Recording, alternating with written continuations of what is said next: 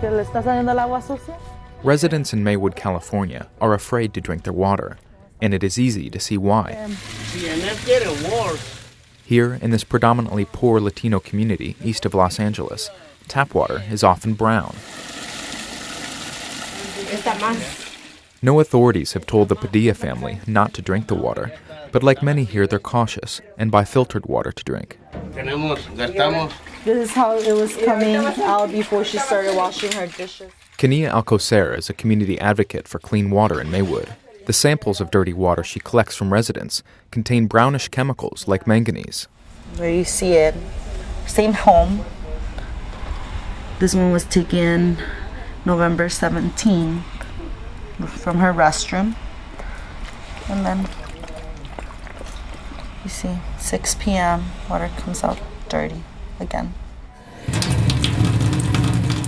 Every day, millions of Americans drink water from the tap. Under federal law, it's supposed to be free from harmful organisms and chemicals.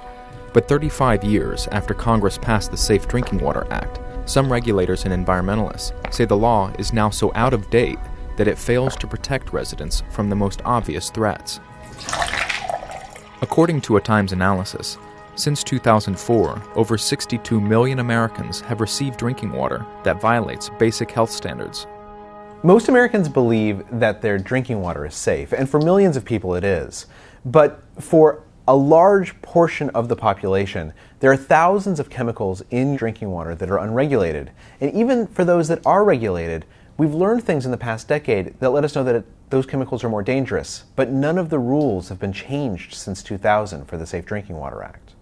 There is no health standard for manganese, so tap water containing floating manganese particles is perfectly legal. Yet manganese has been linked to Parkinson's disease.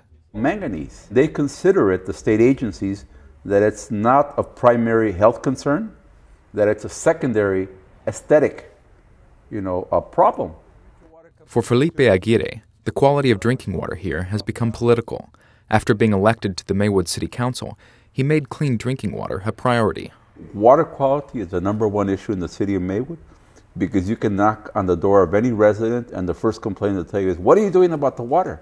Yet when Mr. Aguirre and other residents asked their 3 private water providers for cleaner water, opponents responded with negative ads, stating he wanted to raise water rates to pay for unnecessary upgrades. Our water is safe to drink. There is no primary contaminants. There is no health risk to drink the water. Gustavo Villa runs one of the Maywood water systems, which has routinely tested high for manganese. After so many years, you will see these kind of minerals, and they stick into the walls of the main lines because the corrosion and the minerals. Yes, there is problem, but still acceptable, and it passed all the Safe Drinking Water Act.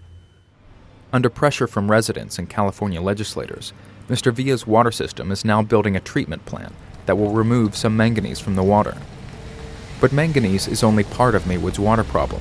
Less visible contaminants persist, including a manufacturing solvent called trichloroethylene, or TCE. Recent studies show that TCE is more dangerous than previously thought. It has been associated with cancer and kidney and liver damage. There's a lot of distrust of the water. It's not fair that we pay double for filtered water and for this. It's expensive. Like many here, Rafael Castro drinks and cooks with filtered water only. The water system feeding his tap has tested high for TCE, lead, and other industrial chemicals. And whom are we going to believe? I don't have anything. All that I know is what I see, what I smell, and what I taste. It tastes like kind of bad.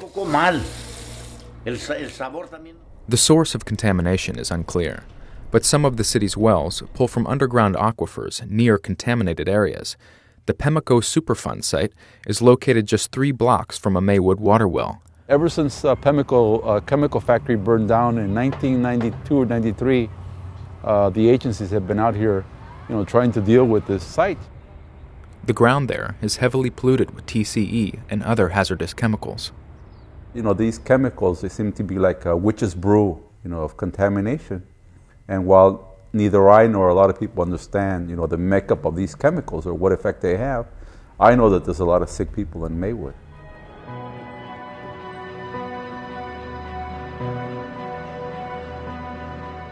The scientists and regulators within the EPA for over a decade now have been pushing for tougher rules on drinking water and new laws that empower them.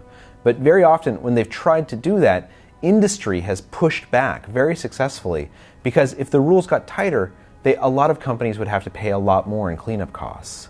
And for already strapped municipalities like Maywood, the cost of filtering new chemicals could cost millions of dollars. Mr. Rolfe.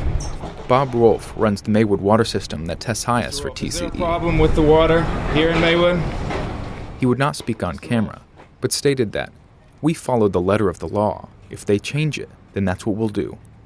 The EPA says that they believe that most people in America get safe drinking water, but even they admit that there are contaminants and chemicals that have not been analyzed. And so Lisa Jackson, the new EPA administrator who took office earlier this year, has asked Congress for greater authority to analyze chemicals. Until the law is updated, people in Maywood and around the country remain at risk, and millions of Americans cannot be sure that their water is safe.